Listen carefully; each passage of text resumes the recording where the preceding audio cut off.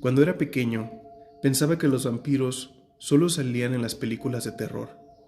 Pero conforme fui creciendo, me di cuenta que la mayoría de veces la realidad supera la ficción. Los vampiros son reales y se encuentran fuera, ahí, de las novelas góticas. Están acechando, buscando su próxima víctima. Quizá Bram Stoker, con su novela Drácula, quería dar a entender que la maldad humana debía tener forma, debía tener una estructura disipativa, algo en que podamos achacar la maldad de la humanidad. Por ello, una vez que eran mordidas las personas, en la novela, perdían la vida y se transformaban en un ser maligno. Lo que es más, su método para mantener la vida eterna se basaba en el consumo de líquido hemático, el mismo que da vida, y sin él no existiría la misma. La maldad manifestada en nuestros más bajos instintos es sin duda alguna la representación del vampirismo moderno. Bienvenidos sean al Baúl Misterioso. El día de hoy, en el podcast, vamos a ver la siniestra historia de Vlad Tepes, Elizabeth Báthory, que se conocía como la Condesa Sangrienta, y algunos asesinos del folclore actual, como Richard Chase y Curtin. Ambos desvivieron y les quitaron sus partes corporales a varias personas e hicieron un sinfín de cosas inimaginables que honestamente la novela de Bram Stoker se va a quedar corta.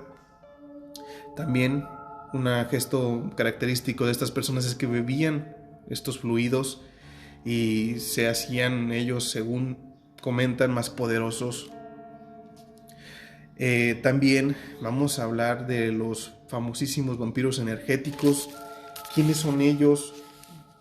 ¿Cómo son? ¿Cómo debemos identificarlos? Y sobre todo, ¿cómo nos podemos proteger de ellos? Les quiero dar la bienvenida al podcast. Arcelia, bienvenida. Muchas gracias. ¿Cómo ves estos temas? Hola, Lobo, hasta me espantas. No, pues la verdad que está bien interesante, muy, muy interesante. Y más que nada, como dice Lobo, diferenciar todo desde el vampirismo antiguo hasta el actual. Pues bienvenidos una vez más y un honor estar con ustedes. Así es. Entonces, pues ahí se escucha un poco de ruido de fondo. Son los patrocinadores. Son los patrocinadores. Y bueno, les queremos dar la bienvenida. Y quédense hasta el final del podcast. Créanme, son muy interesantes todos los temas que estamos tocando. Y es información. Y sobre todo, quédense porque al final vamos a estar hablando sobre los vampiros energéticos que los tenemos aquí en nuestra vida diaria. De repente vas a la casa de alguien, te sientes cansado. ¿Por qué? Hay una explicación. No significa que no dormiste bien, ni es el estrés. Hay una explicación a la que le podemos encontrar. Y más que nada para que se protejan, como dice el Lobo, quédense al final. Entonces, pues, Arcelia, dentro del contexto que tú tienes, platícanos un poquitito. Para ti, ¿qué son los vampiros? ¿O cuál fue tu primer acercamiento con los vampiros? ¿Fue a través de Drácula? Sí, pues bueno, ya hace mucho tiempo, ¿verdad? A mí siempre me ha llamado mucho la atención las películas de hombres lobos y todo así como que le llaman que mitología, ¿no? Pero sí, mi primer acercamiento con los vampiros fue con Drácula, el Conde Drácula, que después lo hicieron caricatura y bueno, sacaron muchísimas series. Pero lo primero fue Drácula. Hay una novela por ahí que se hizo película, estaba la entrevista con el vampiro, no recuerdo el otro, ¿cómo se llama? Esa fue la entrevista a la película con Brad Pitt y Tom Cruise. Pero la otra, ¿cómo se llama? Donde sale nada más el viejito que tiene como una chonga que se hace así que se pierde. Pues Drácula, tal cual. Esa está la Drácula, sí, tal cual. Bueno, entonces fue con esa. Pero sí, la verdad, siempre sabes que se me han hecho estos seres muy enigmáticos. Por la vestimenta, será que me gusta así como lo goticón. No soy gótica, pero me gusta vestir mucho de negro. Pero ahí fue mi primer acercamiento luego con la película. La película de Drácula, Drácula. Sí recuerdo la de la entrevista con el vampiro. Ajá. Que es una película muy, pues, vamos a decir como interesante, diferente, ¿no? Ajá. Imagínate poder entrevistar a un ser de estas características, pues sí rompió como que los esquemas en ese... Y aparte te le hicieron como, te la hicieron para no aburrirte, como que te la resumieron, como, pues le hicieron agradable, la verdad. Sí estuvo buena. ¿Tú sabías que, vamos a decir, una de las primeras novelas que le puso nombre a los vampiros como tal, como los conocemos, fue la de Drácula, de Bram Stoker, la novela? No sabía. Sí, Bram Stoker escribió esta novela hace ya unos años, bastantes años, y él, vamos a decir que fue como que desmenuzó un poquitito más el contexto de estos seres que le tenían miedo a las figuras religiosas, a que los puedes atacar con agua bendita, y sobre todo el hecho de que no podían estar coexistiendo en el día. Ajá. Que todo lo hacían por la noche, ¿no? Y que no se reflejaban en el espejo porque no tenían alma. Exactamente. Es difícil encontrar un punto de partida desde donde podamos decir, aquí fue el primer punto donde se le llamó vampiros a estos seres. No. En la antigüedad, durante muchísimos años, se hablan en diferentes escrituras y que, repito, podemos alargar mucho el podcast. Ya hablaban de seres así, con esas características, seres que regresaban a la vida y que empezaban a molestar a las demás personas. Y bueno, pues uno de los primeros vampiros de los que se tiene conocimiento o contexto, vamos a decirlo, fue el tal Juri Grando. Ajá. ¿Sí? Él es muy importante porque podemos decir que fue el primer vampiro del que se tiene algún contexto histórico que cumple con todos los fundamentos, ¿no? Y se trata de un viejo campesino que en la península de Istria, en la región que ahorita se considera Croacia, un poquitito más contexto entre Eslovenia, Italia, todas esas zonas de ahí, sí, conozco allá. De la cual podemos más o menos entender que son zonas frías y toda esta cuestión. Se desconoce la fecha de nacimiento de esta persona, pero Juri Grando habría fallecido en el año de 1656, pero realmente no murió, sino que su fecha de muerte realmente fue hasta el año 1672. ¿Después de 72 años? De 1656 supuestamente falleció, pero volvió a fallecer en 1672. Más bien lo que pasó es que supuestamente cuando murió no estaba muerto, revivió y todavía duró 16 años aterrorizando a la población del pueblo donde estaba. Dice, en los documentos locales, en la información que se tiene, se le empezó a llamar como el Estrigón, lo cual se traduce como el vampiro, ¿sí? Y según ahí se dice, los pobladores eran acosados durante la noche cuando este hombre recorría el pueblo, golpeando las puertas de los hogares aún después de muerto.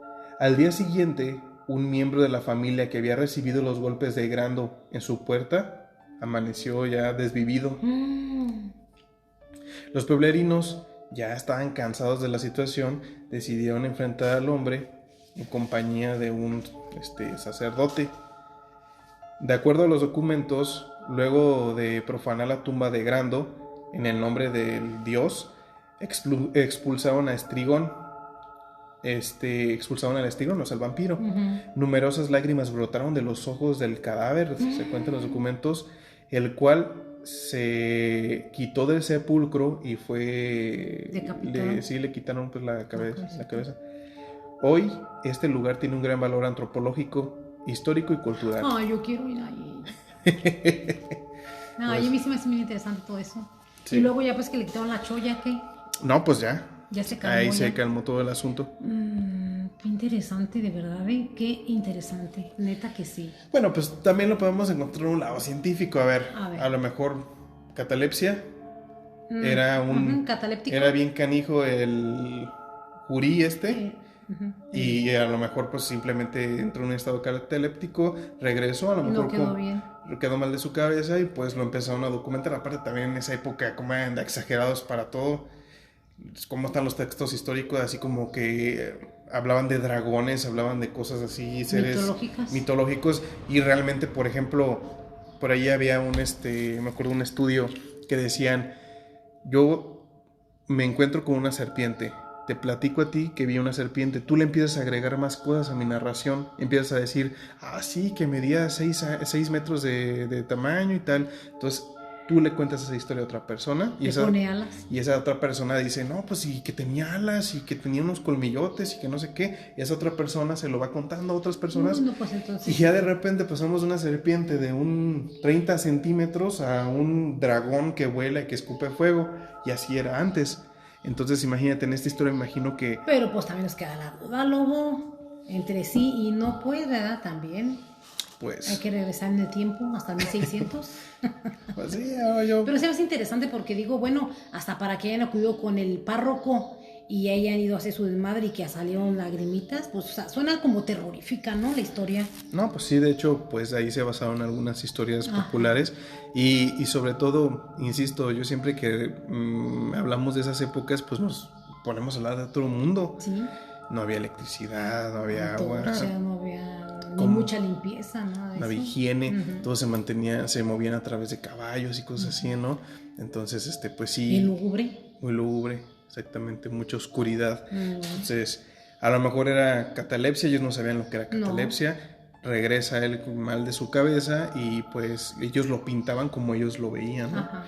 Pero a lo mejor se trató de algún trastorno, pero que afortunadamente fue documentado y pues como lo estaba leyendo en su momento, ahorita el lugar es un lugar muy importante turístico y con muchos indicativos de cómo vivía la gente en aquel entonces. Sí, más que nada con esto como historia, estará padre a conocer y todo, ¿no? Allá.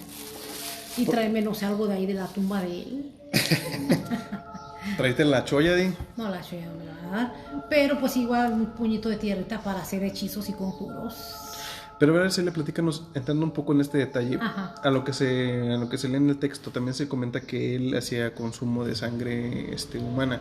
¿Por qué crees tú que es tan importante la sangre para estas personas?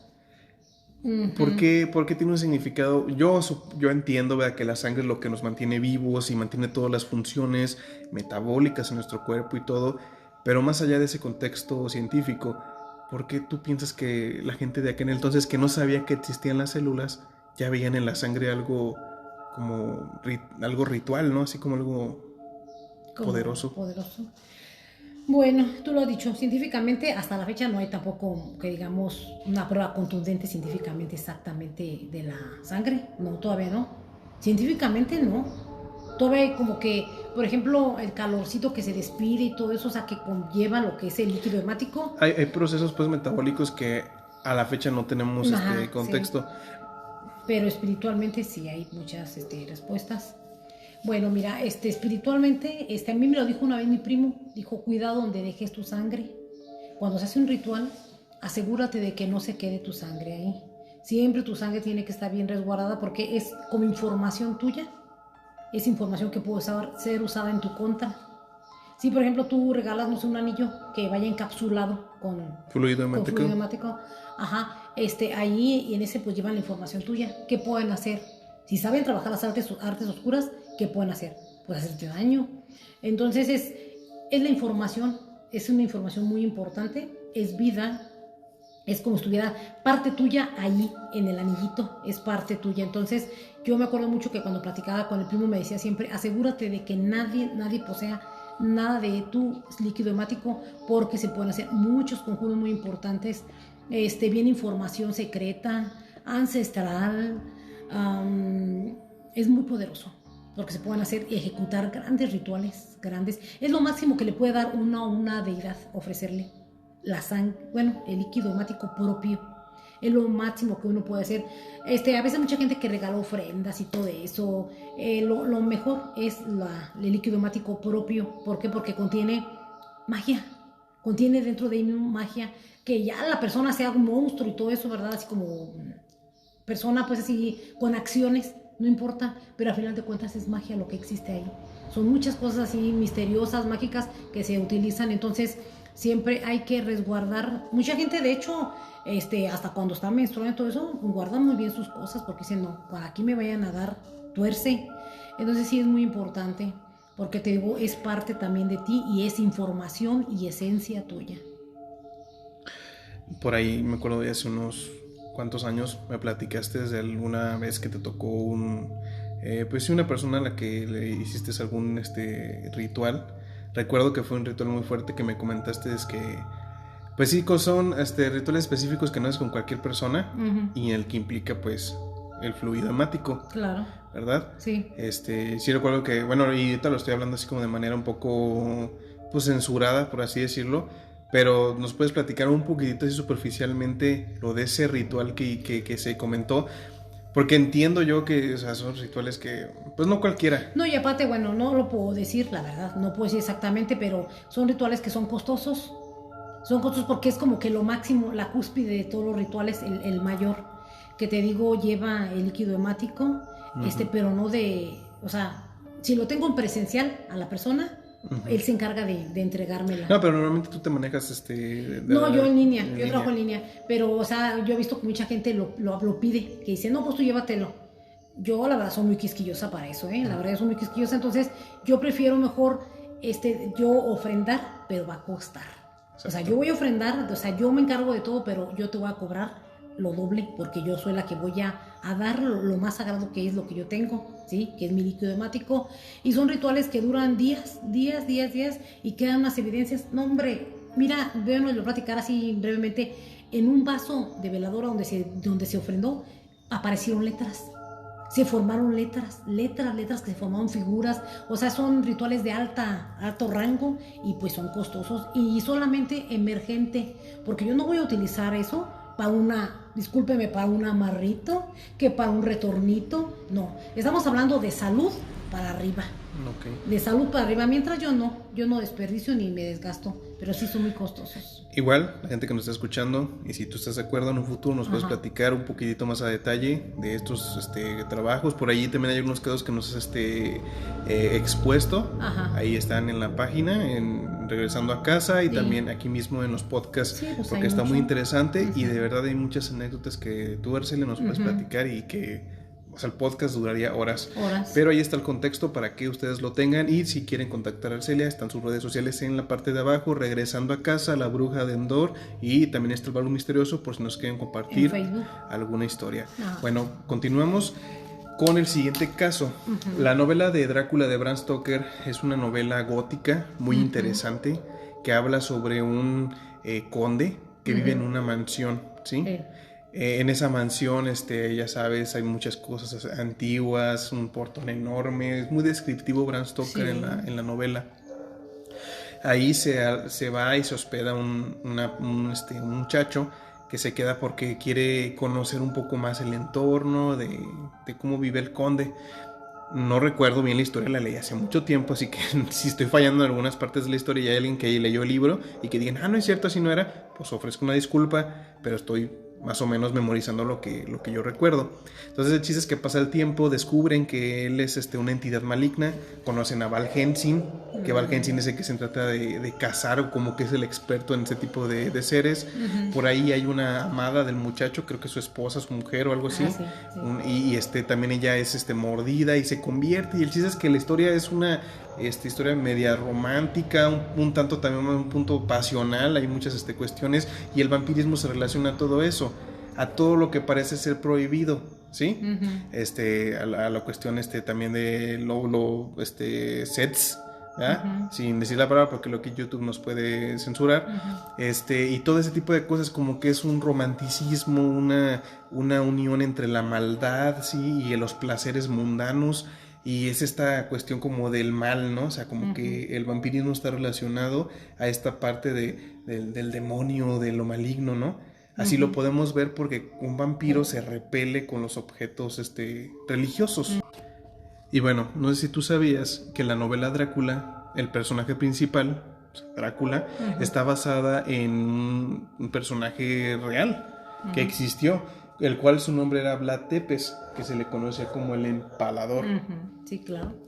Entonces, bueno, Vlad III, más conocido como Vlad Tepes, fue un príncipe en la región allá de Valaquia, en Rumania, entre los años de 1456 y 1468. Él tiene un gran peso histórico en la cultura rumana, ya que este hombre era alguien de guerra, era un estratega muy importante, ¿no? Pero además de eso, era un desequilibrado mental y un brutal desvividor, ¿no? Si bien se convirtió en un futuro en el catolicismo, Vlad fue un ferviente ortodoxo perteneciente a la llamada Orden del Dragón, que defendió su tierra de una inmensa y sangrienta expansión otomana. Entonces él luchó por liberar a Rumania del poderío alemán, húngaro y turco, en pocas palabras. Pero su historia fue una historia un poco más turbia y dura de lo que se cree, ya que Vlad se convirtió en una figura muy llamativa debido a su inmensa crueldad, sobre todo al momento de castigar a todo aquel que se le opusiera a sus mandatos, o peor aún, imagínate que le traicionara. El castigo que le dio nombre o le dio su apodo consistía en colocar en un palo que entraba a través de atrás de sus enemigos y salía que luego salía pues por la boca en muchos casos, y agonizaban a una altura de 3.5 metros durante días. Esto resultó en una de las primeras formas de guerra psicológica que se conocen. O sea, imagínate, los enemigos veían a las personas empaladas todavía agonizando y así de esa manera, y pues ya como que no les daba ganas de... Sí.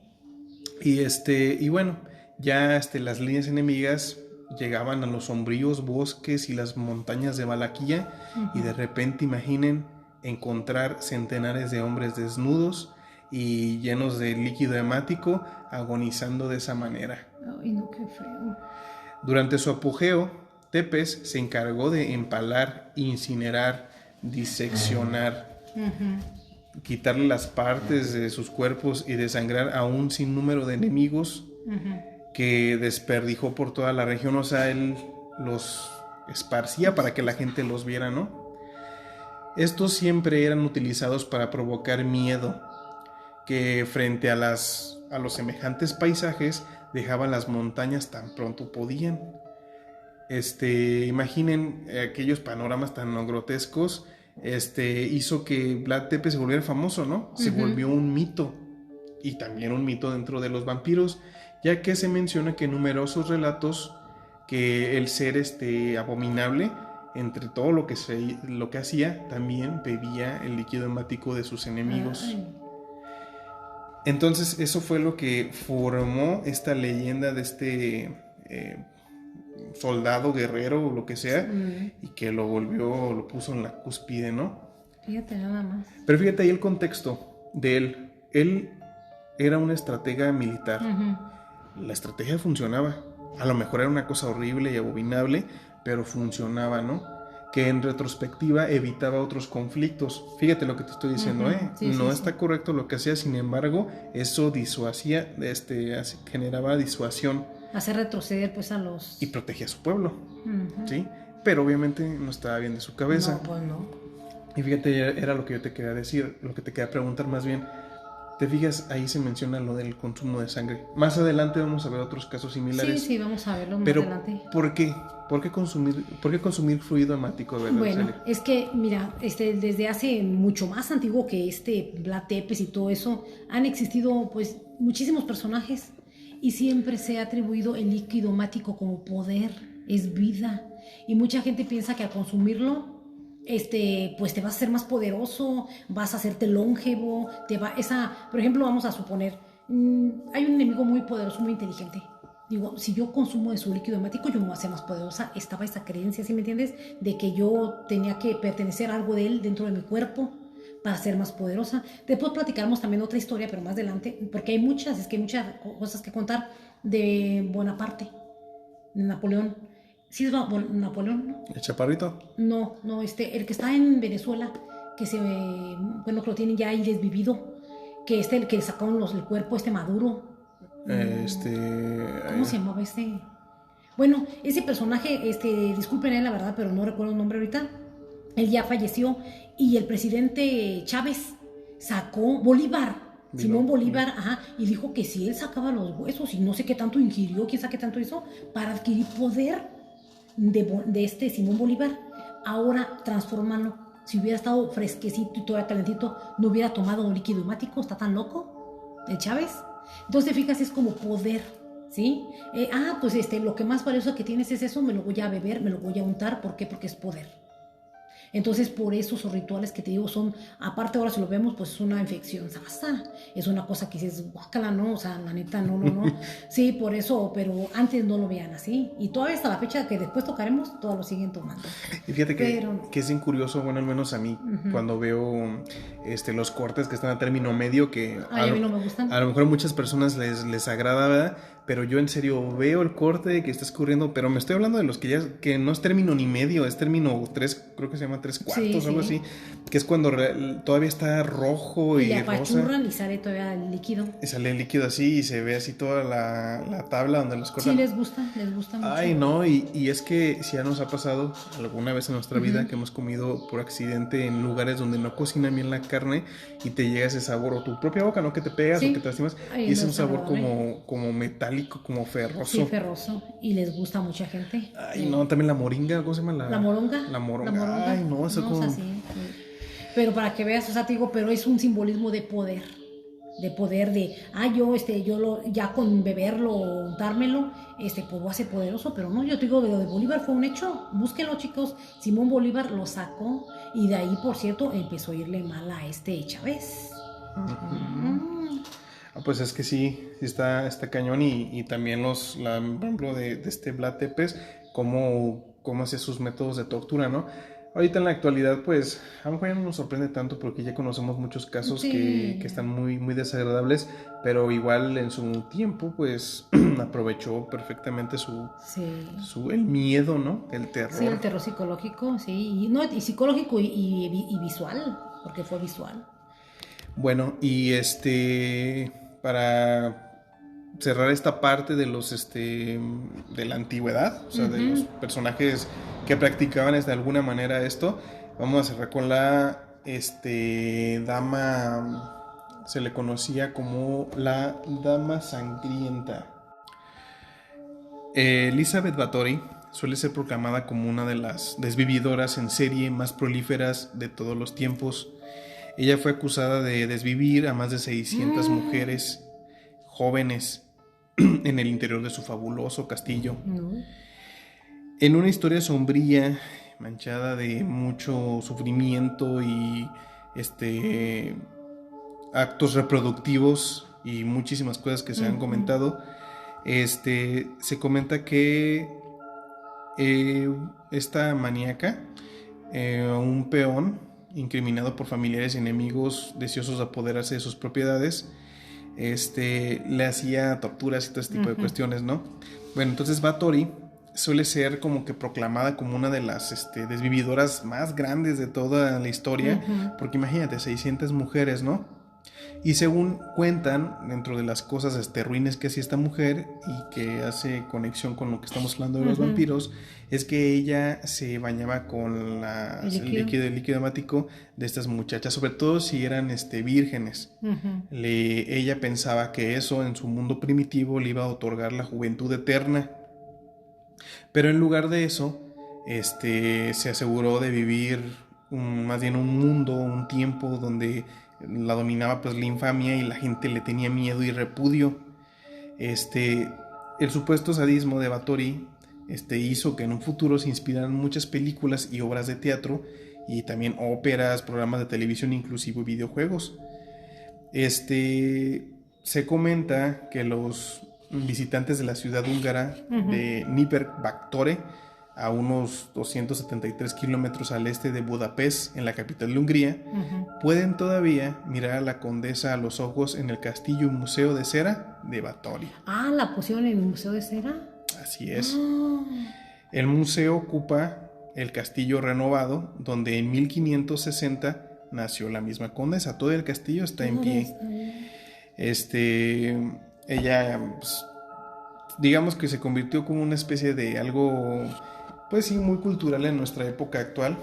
Una mujer sádica, enferma mentalmente, y hasta la fecha, pues, como en muchos casos, ¿no? Se convierten en, vamos a decir, celebridades, entre comillas, celebridades, y nos recuerda todo aquello de lo que la humanidad puede ser capaz por obtener lo que quiere, ¿no? Y luego creo que también era parentesca del Locado del Tepes, algo así, tenía parentesco. Sí, creo que tenían un parentesco. Imagínate.